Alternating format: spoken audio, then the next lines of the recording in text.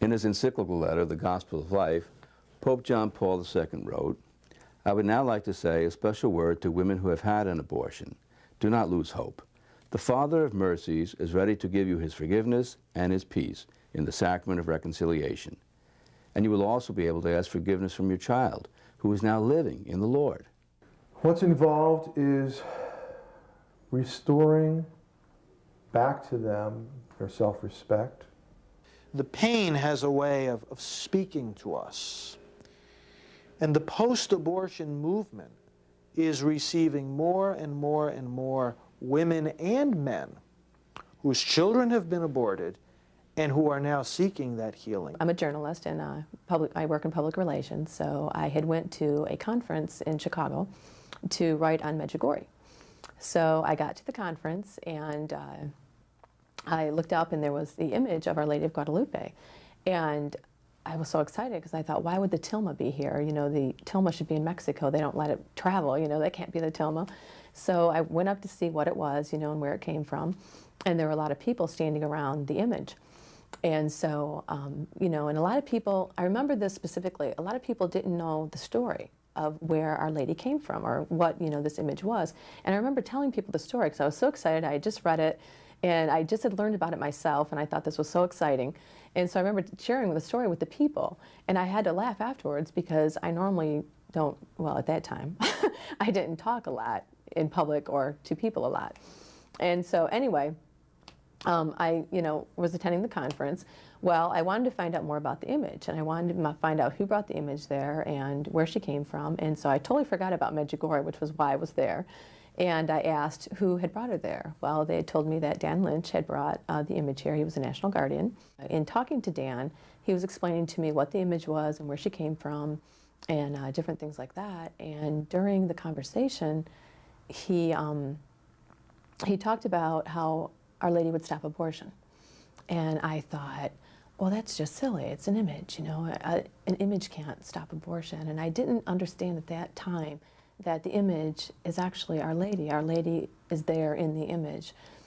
And so I thought, well, okay, that's fine. And I didn't understand it all the way.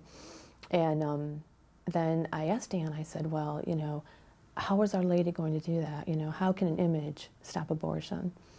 And he told me that Our Lady would melt hearts. She would melt hearts. And when he said that, I thought, she'll melt hearts. And it just, something inside of me just changed.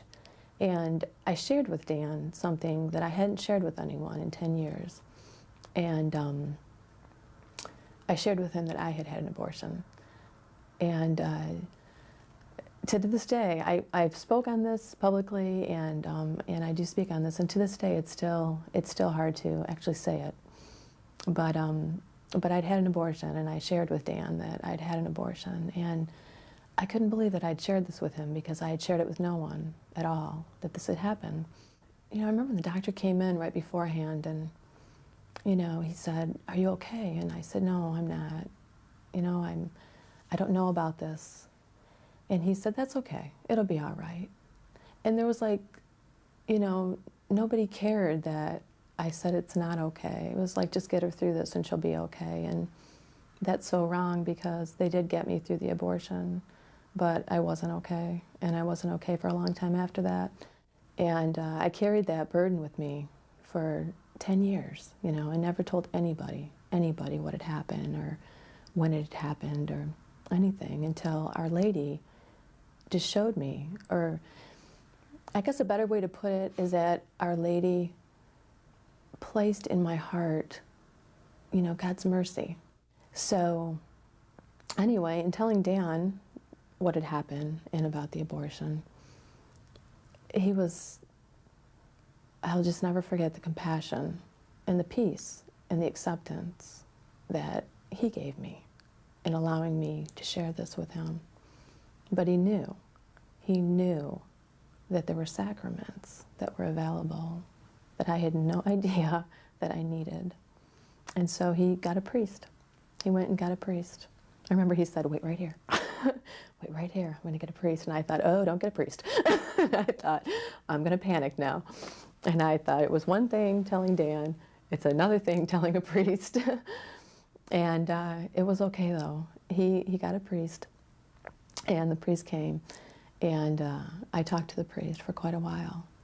And I was able to confess, go to confession, get reconciliation.